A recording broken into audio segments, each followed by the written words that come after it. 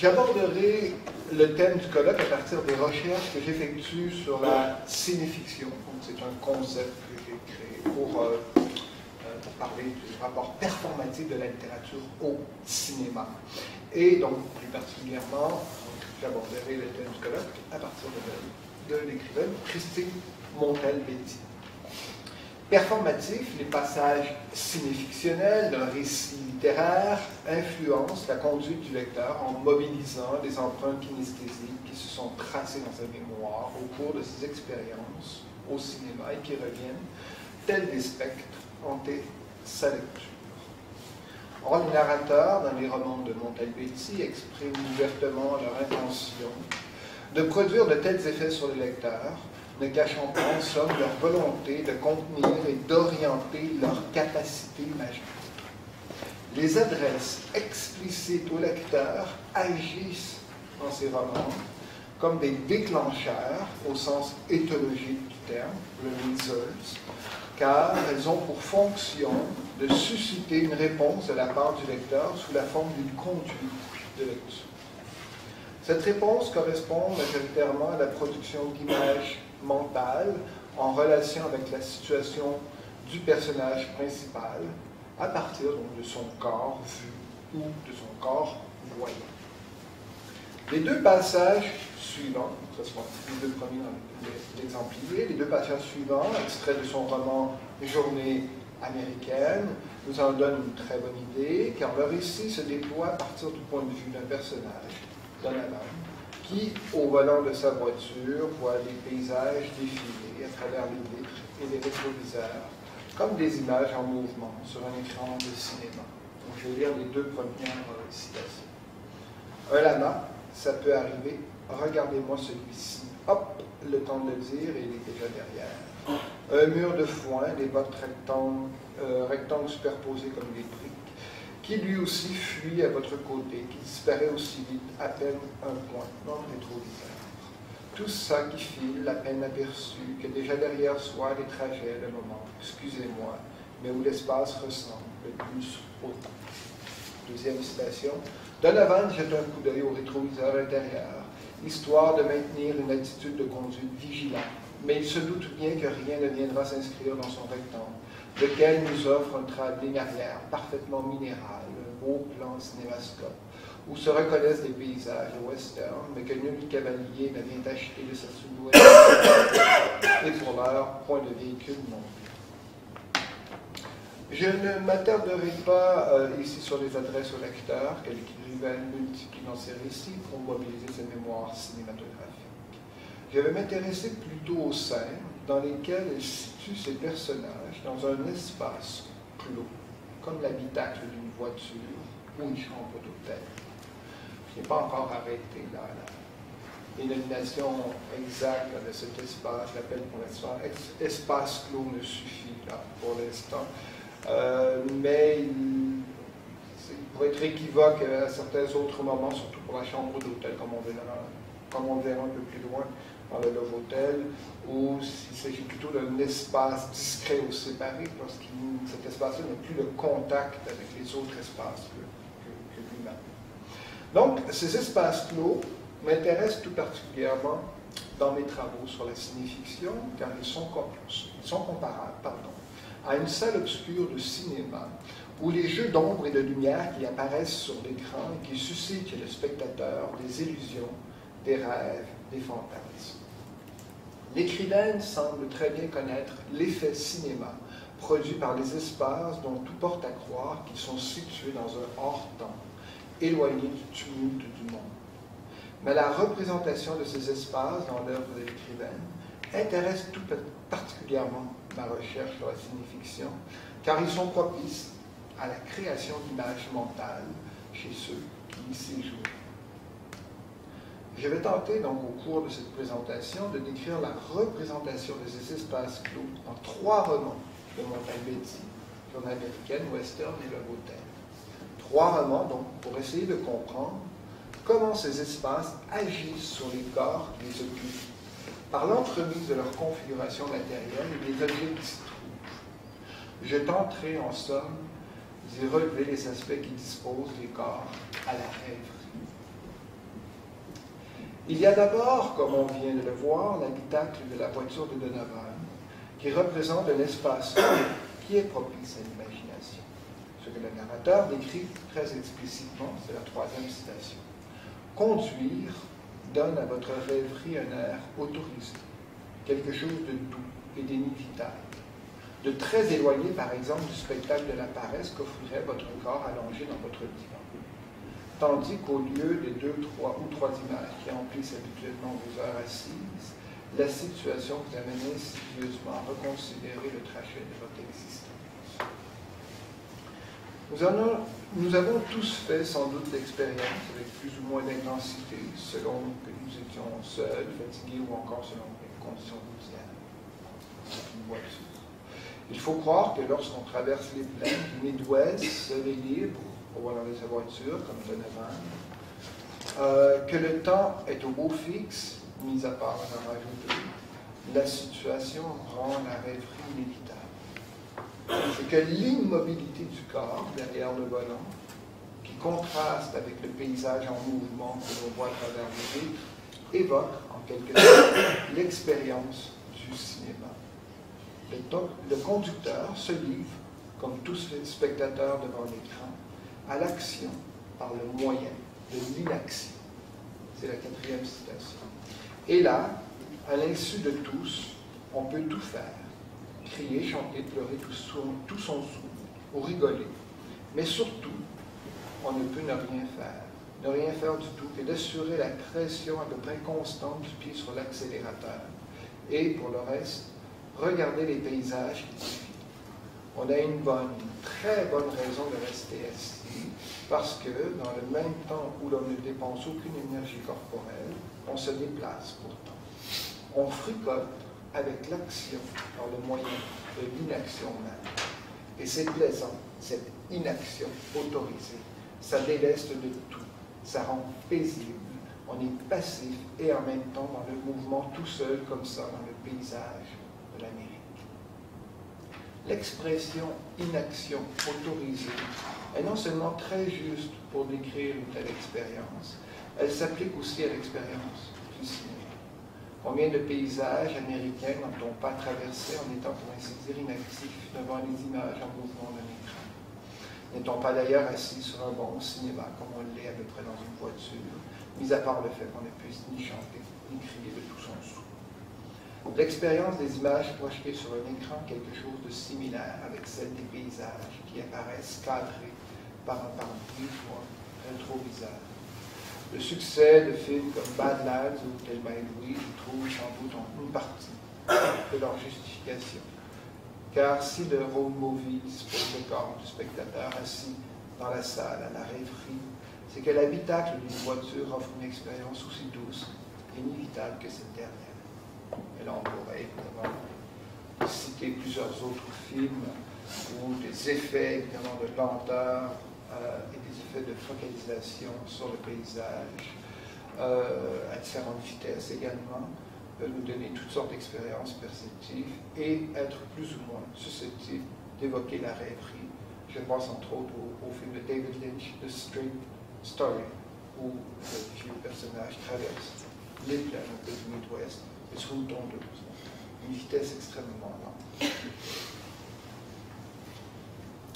Dans un roman précédent, Western paru en 2005, Montalbetti relate en détail la journée au cours de laquelle un cow-boy, nommé le trentenaire, vengera enfin ses parents qui ont été tués lorsqu'il était jeune. Récit d'une attente, Western égrène les heures de la journée avec une extrême lenteur, mettant la patience du lecteur à l'épreuve. Ce rythme inhabituel de récit rend toutefois le lecteur attentif à des éléments dont l'insignifiance apparente commande l'inattention qu'on leur porte en général. La lente agonie des armes dans Western rappelle bien sûr la scène d'ouverture d'Il était une fois dans l'Ouest, où trois tueurs retrouvent une sorte d'acuité primitive au moindre stimuli du milieu, en attendant l'arrivée du train qui transporte les jeux. J'avais dit 2 ou 3 heures. Un coup de tonnerre. Donc voilà, reprenons. Donc, nous rappelons la scène d'ouverture de l'État d'une fois dans l'Ouest, où trois tueurs retrouvent une sorte d'acuité primitive au moindre stimuli du milieu, en attendant l'arrivée du train qui transporte, comme on le sait, le héros de l'histoire qu'ils auraient pu abattre.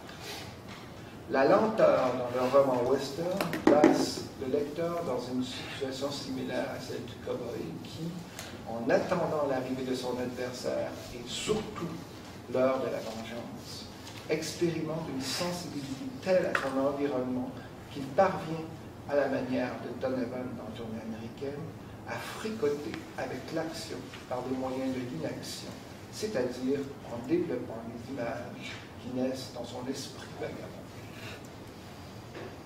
Après le repas du midi, le cow-boy se rend à sa chambre d'hôtel pour y faire une sieste. C'est à ce moment qu'il se retrouve dans un espace clos, propice à la rêverie, bien que cet espace agisse différemment qu'à l'intérieur d'une voiture.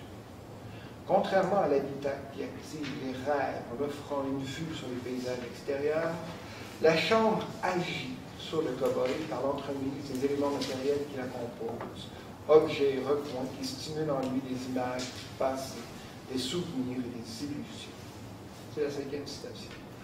Eh bien, c'est tout à fait ce qui arrive à notre trentenaire, qui à présent entretient un rapport double à cette chambre, qui, dans son détail extérieur, continue de jurer avec sa personne et qui, dans le regard qu'il porte actuellement sur elle, lui paraît familière, une familiarité qui n'est pas continue.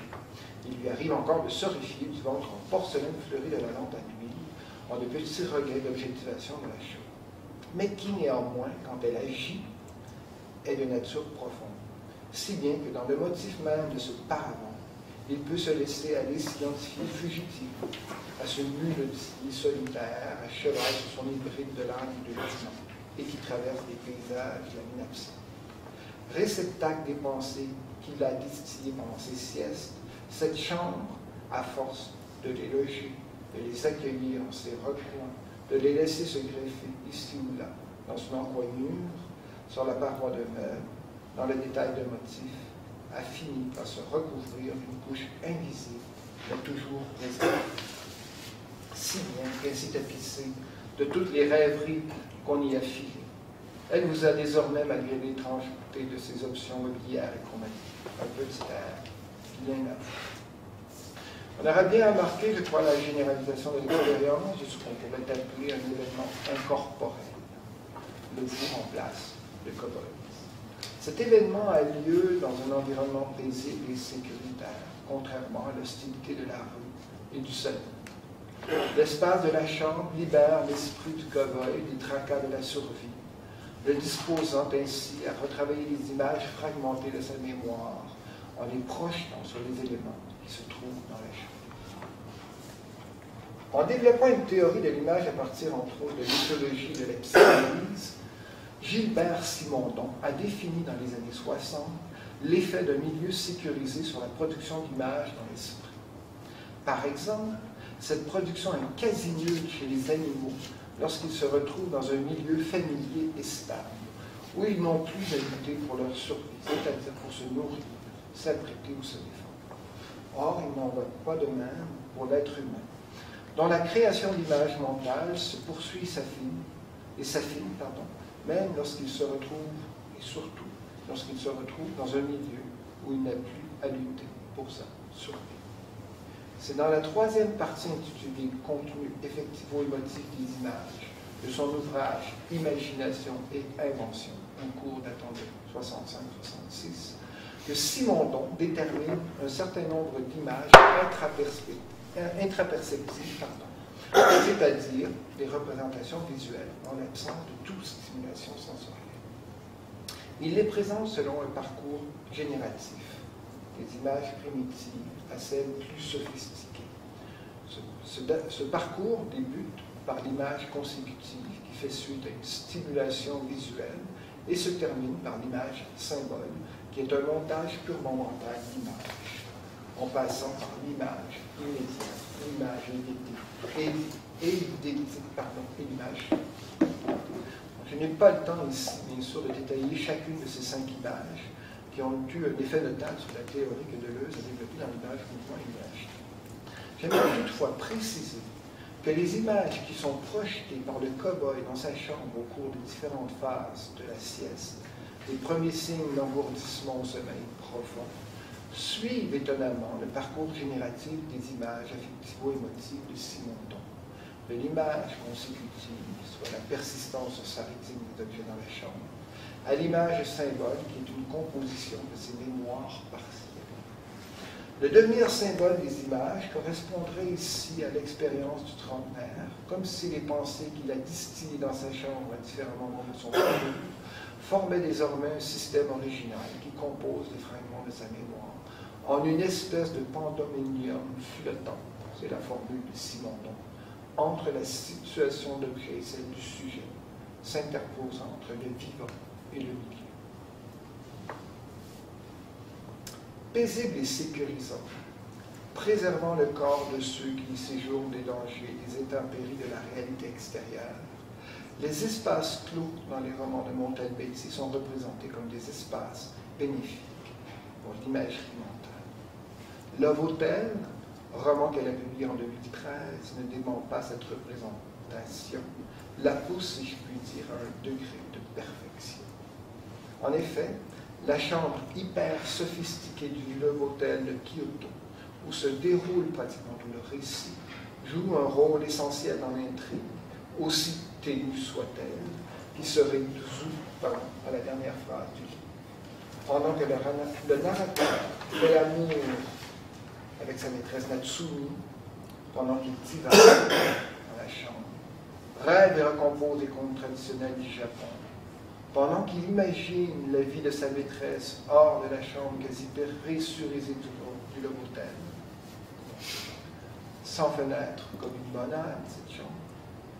Le tremblement de terre et le tsunami du 11 mars 2001 fait des ravages dehors. Je vais lire la 6e citation. Ici, décidément, le temps passe autrement. Ces murs sans fenêtre, qui nous calfeutrent, nous laissent dans l'ignorance du monde. Comme pour le jeune pêcheur qui croit demeurer 3 ans chez la fille du dragon, roi des mers. Ce sont peut-être 3 siècles que s'écoulent au dehors pendant ces 3 heures, où tantôt nous nous étreignons, tantôt nous nous reposons de nous étreindre. Quand je vais sortir tout à l'heure, à quoi ressemblera la vie? Évidemment, c'est l'intrigue qui va se résoudre à la toute fin par la remarque sur le 11 mars. Il n'y a rien de bien surprenant à ce qu'un tel endroit, donc un Love Hotel consacré à la location, alors de chambres thématiques extravagantes, munis d'objets insolites et kitsch, pour agrémenter des relations sexuelles occasionnelles,